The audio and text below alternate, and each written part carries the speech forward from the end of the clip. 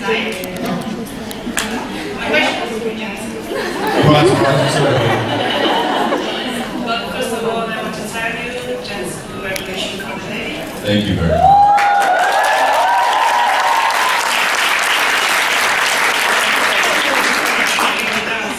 Because this moment right now is my supernatural heaven. So I just want to thank you for making my dreams come true. Take notes.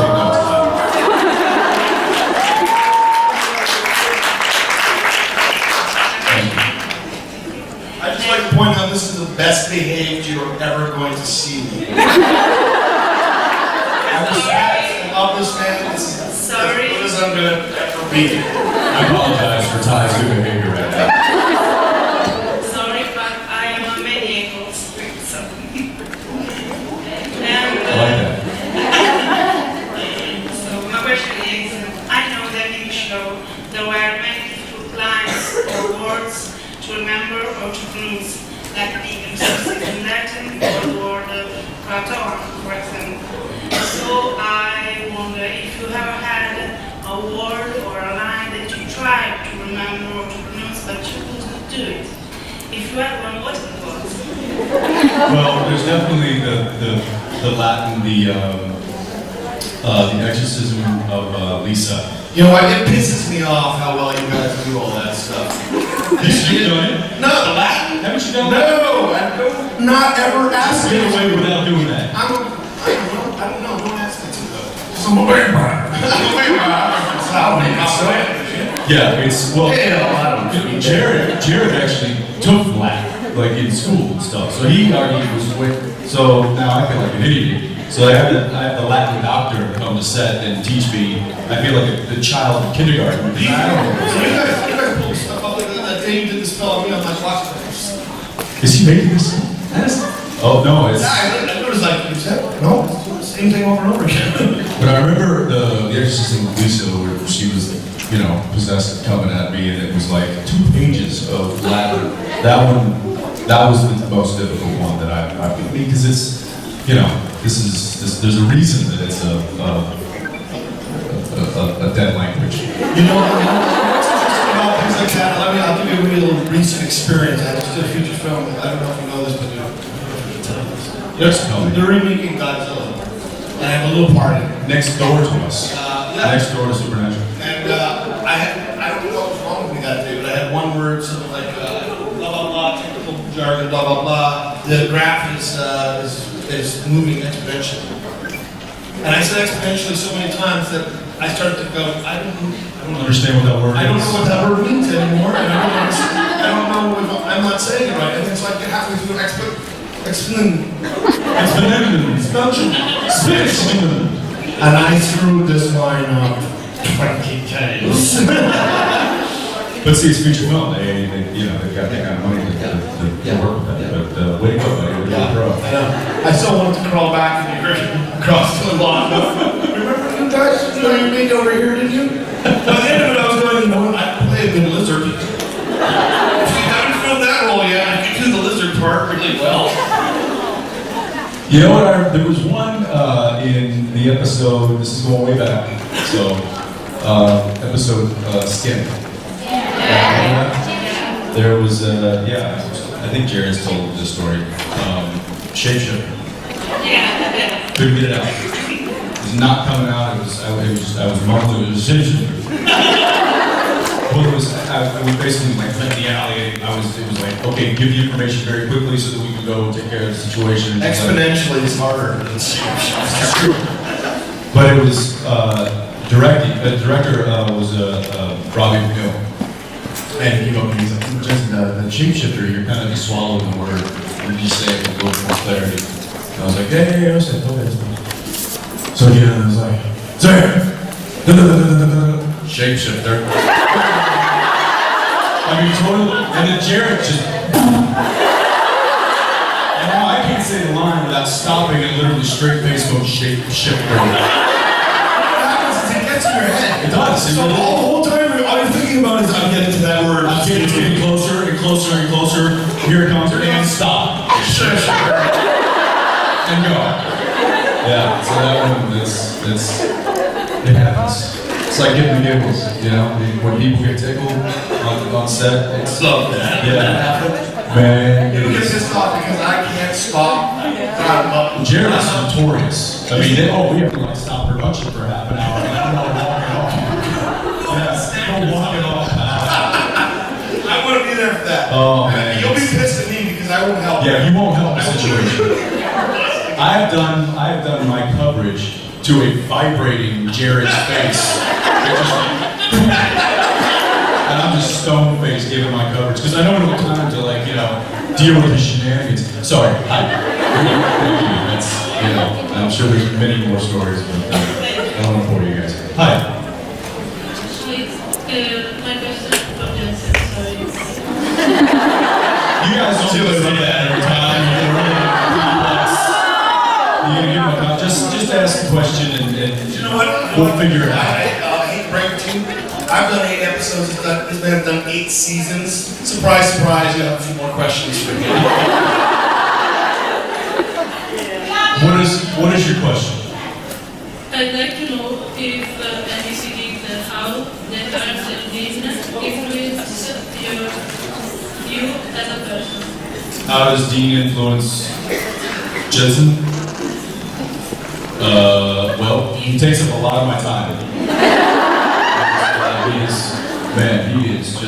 just steals time. He is a mean little, yeah. No, you know, it's interesting because over 8 years, you know, you grow up a lot as a person. We mature, we get older, you know, we attain more knowledge. We have life experiences that kind of shape who we are as human beings.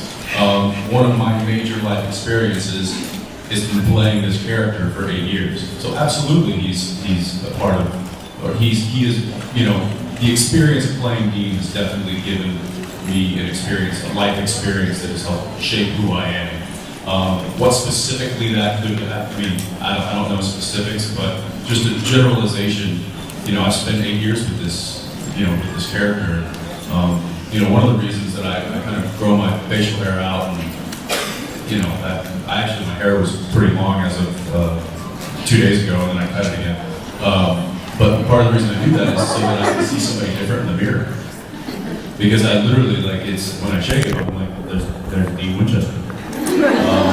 And so this kind of helps me shed that character for a few months out of the year, and kind of, you know, kind of purge myself. And then, you know, come July, I shave and my voice gets down to here. We go back at it. Yeah, he's absolutely been a huge part of you know, the better part of the decade. So that's a lot. Yeah. Thank you. Thank you. Yeah.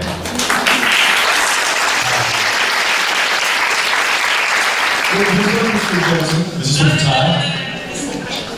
Thank you. All right. I'm gonna get a drink of water.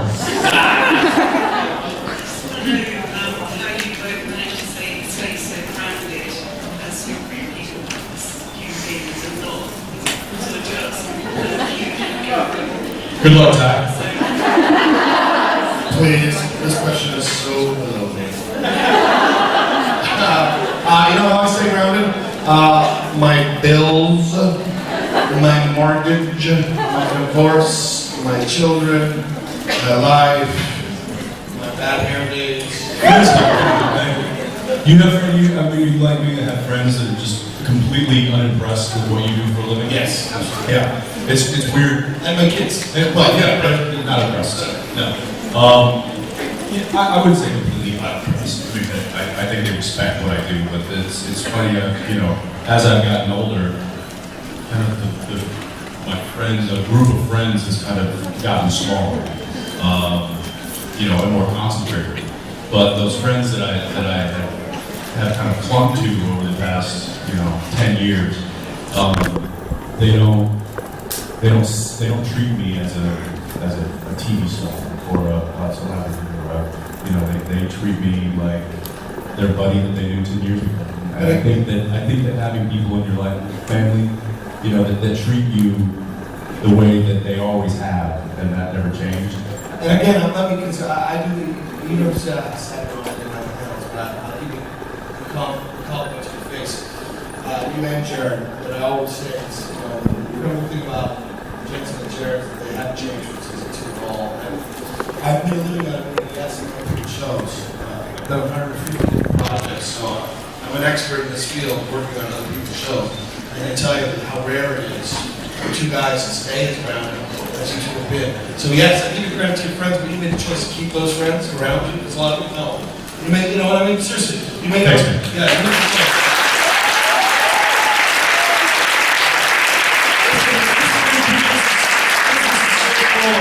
People rumors and everybody wants to talk about ugly things and shoot somebody on the beach when they're 30 pounds overweight and shoulders. Nobody wants to tell you the great things that people do. So I think I try to make a point of doing that, and so I sincerely mean that about these two gentlemen that work on this show. I've been doing this since 1997 and never had. I'll tell you my Jensen story. Don't let your head blow up. I'm not listening. I've never had once the star of a show come up to me and say, or first of all, the AD come up to me and say, Jensen wants to know if you want to shoot your stuff first or his stuff first. Never. Not once. 145 projects. I've never, ever had that. I literally was like, I'm ready to do it in any way you want. That's very nice. Half an hour later, Jensen comes over and goes, hey dude, want to run your lines? It was all my dialogue. The last thing he really wants to do is run a fucking scene with me. But he's got 5 lines in the scene. And that speaks of his character, speaks of him as a leader on the show. And yes, I know you've got a lot of great friends around you, but you have good friends around you. There's some people don't. So, think about it. Thanks.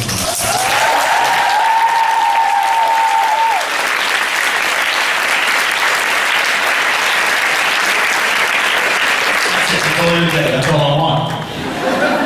Thank you. Hi. Hi. My question is for Jensen. First up, I'm going to go get us some beers. Yeah, okay. Shall I do that? First up, I want to say I love you. You're a really great actor, and see you is my dream since 15 years. Thank you. I would like to know if you're not tired to play Dean Chester since 8 years. So, what's the question? I didn't get it. You're not tired to play Dean Chester since 8 years. Oh, am I tired of playing Dean Winchester? Why? If I look tired? Is it coming across that I'm just fed up with this guy and I want to kick him to the curb? Because I don't. I actually, I'm so thankful of this journey that I've gotten to go on these past 8 years, and I couldn't. I mean, look, there's a lot of great characters in film and in television and stories out there. I think I got a pretty good one. I'm pretty happy about it. I still enjoy going to work after 170 plus episodes. So it's no, I'm not tired. Do I get tired of working? Yeah, I think everybody has their moments. You know, there's some days when it's in the middle of January and we have to be up at 6 a.m. and it's 22 degrees outside. That's Fahrenheit. I know you guys can be Celsius, but it's working out anything. It's cold, very cold. And the last thing you want to do is, go put on your actor face and get in front of a camera that you know is going to be watched by millions of people. But that's when I pushed through this. I'm like, you know what? This is one of the best jobs anybody could ever ask for, and I'm gonna do it. I'm gonna love it, and I do. So, yeah, thank you.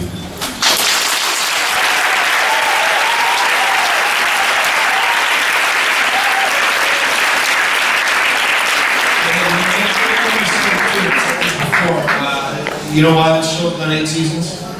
You guys. I mean, these guys are a fabulous show, and if you don't watch it, you don't support it, it doesn't exist. Lots of fabulous shows fall away. And so you guys, the fan base that the show has is phenomenal. This is why this is so great. Guys, this is within a good couple of these. And, it's such a unique opportunity to get to truly interact with the people that that support you, you know, that watch the show and that really kind of go to bat for. I mean, you guys really kind of protect us too. I mean, you do. You say this from like a lot of the naysayers, and even though there might be a few of you in the crowd. I'm kidding. But no, I mean, you really say this from the critics. You know, you say this from the people that are like, what is the show? Why is it still on the air? And a lot of times, you know, I've heard a lot of stories from you guys. But like, you know, that my friend didn't understand it, didn't know what the show was, and now it's like her favorite show on the air, and you know, blah blah blah. But it's it really is you guys that are the driving force behind what we do, and it's a great honor for us to get to come here and talk with you and answer your questions and just be around this kind of energy, because it helps us move forward and it keeps us excited about what we do. So thank you. Yeah.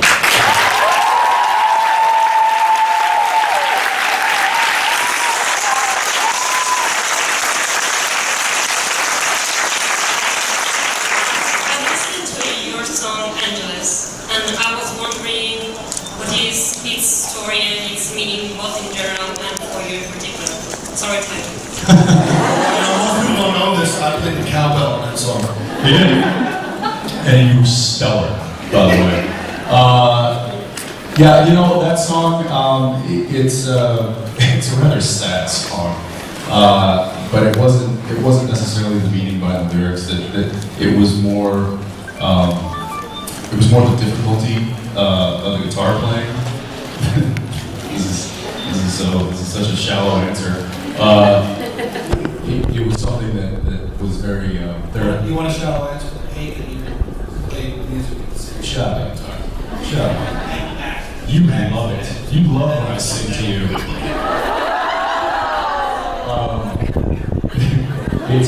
When I would come home from a long day of work, you know, up in Vancouver, and I come home to, you know, to an empty apartment. And one of the things that I do to kind of unwind and relax is I just sit on the couch and pluck my guitar. I don't sing because I don't really care for the sound of my voice very much, but so I literally just sit there and play the guitar. And that was a song that I learned. It was a really fun song for me to just play with, and it was very kind of therapeutic. And then I sang it one night for Steve, and he's like, "Oh, well, we're gonna put that down. We're recording that for sure." And I, for some reason, let him talk me into it. So you know, it was just something that helped me relax at night. Yeah. Thanks. Hi. What's that? Jensen and fake Jared. Nice. My question is about Impala. If someday Impala became a girl, because it's a potential that is possible in the show. So what do you think about the interaction? If the Impala became a girl?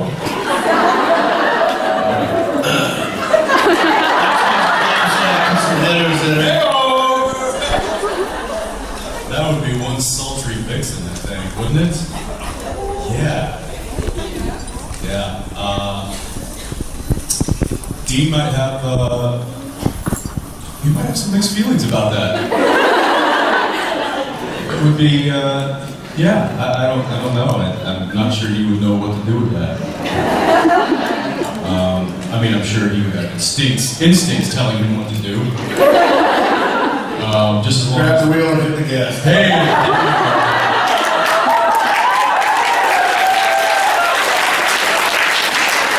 Throw it in the drive and punch it.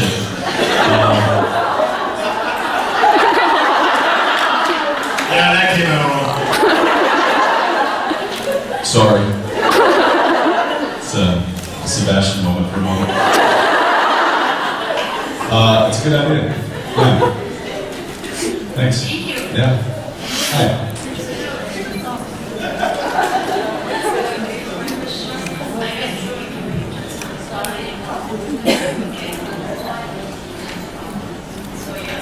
She's so bossy down there. Want to see something? This is what I can do. Give me that packet. What do you got? Did you draw this? She made it for me. Look at that. I don't feel write, don't break the rules every half hour or so. It's a drawing of me and my wife.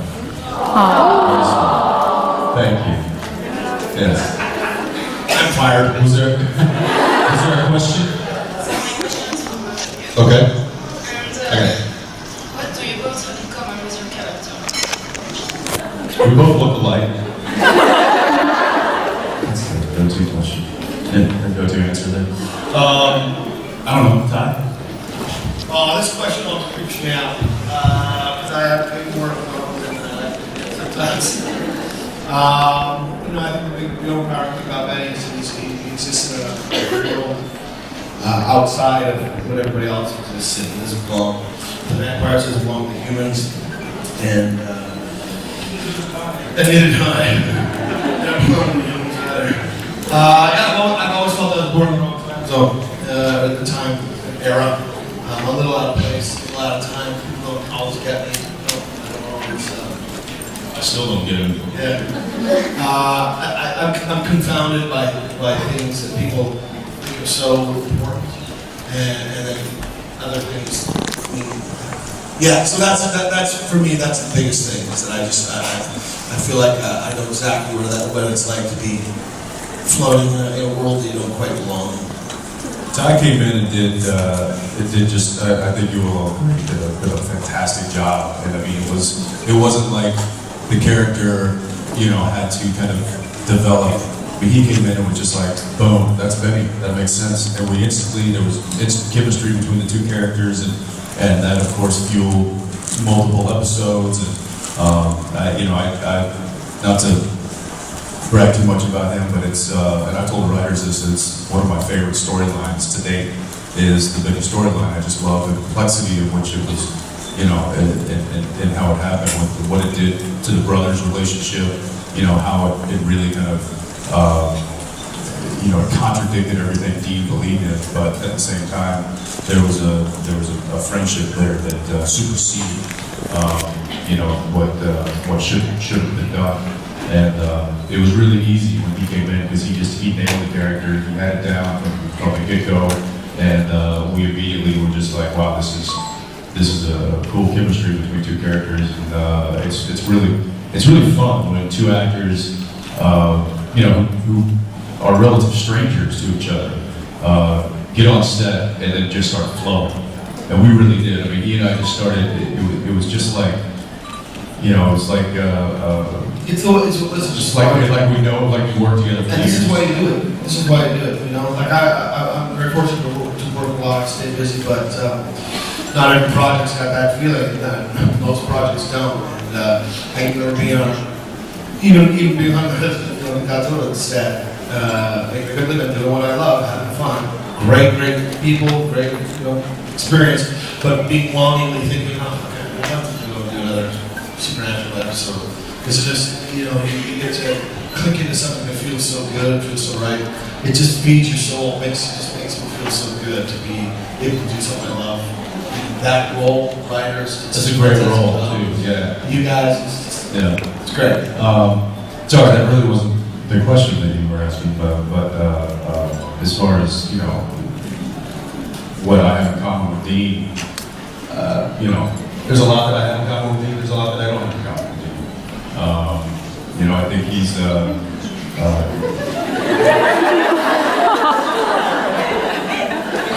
on remote control? Please tell me it's on remote control.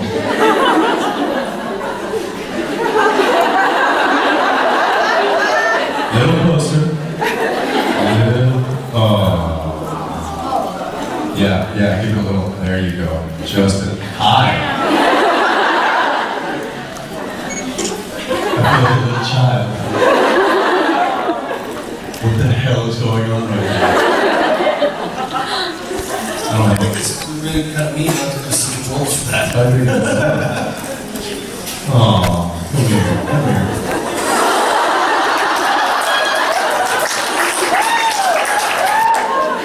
Anyway, thanks for the question. That's one thing Dean and I have in common. We're punch bags. Hi. Hi, sorry, I'm having first to mention. So I know that about Dean's face, that's amazing salvage, just amazing. What is Did you say his face? His phrase. Oh, his face. His face. I meant to say about his face. That's a real different way to comp that. What do you say? Not an amazing sandwich. That face is amazing sandwich.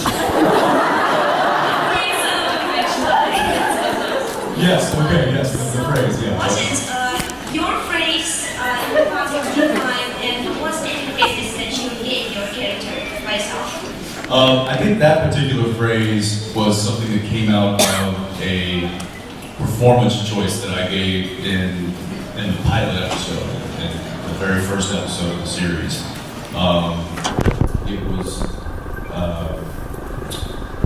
It was on the bridge, car, and after I climb up out of the river covered in mud,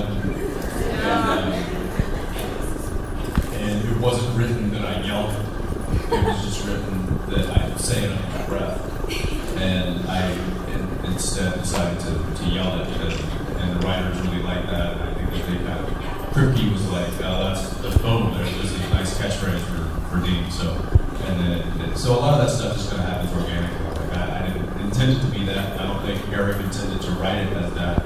But then when we put the two, my performance and his back together, something really clicked, and that was one thing we did.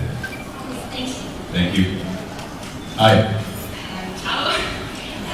My question is for Jensen, but the only thing is that just asking something. Hey, that's fine. That's But good. if everything that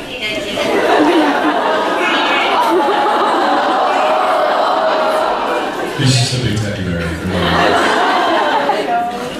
if everything that is real in the show was real here in the real world, would you need an approach pie and drinking beer, or would you be a counter to the world?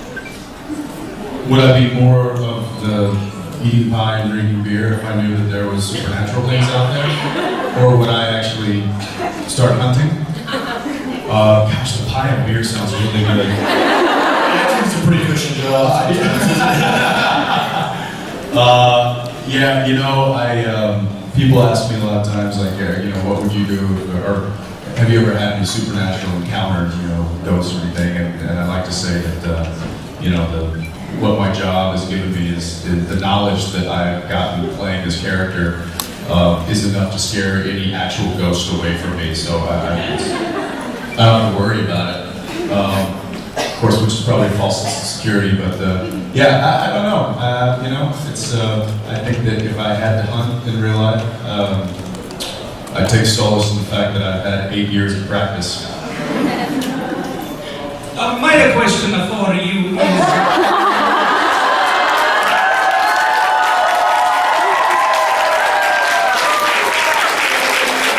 Can you speak up just a little bit? Yes, I'm sorry, my English is so bad.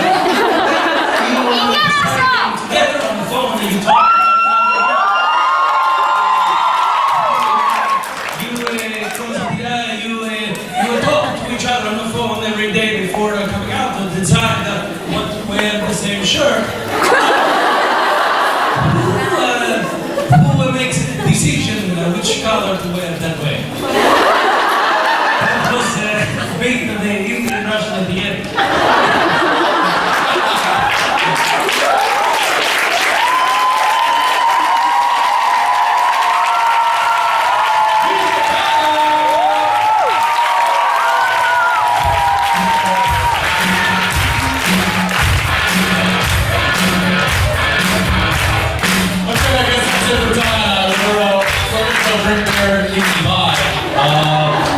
You guys are awesome. I think I gotta send some autographs or something. And, I know you're in line for me, right? I have no idea. You got like a book. You got like 5 things that I have to sign for you, don't you? Yeah. Yeah, right.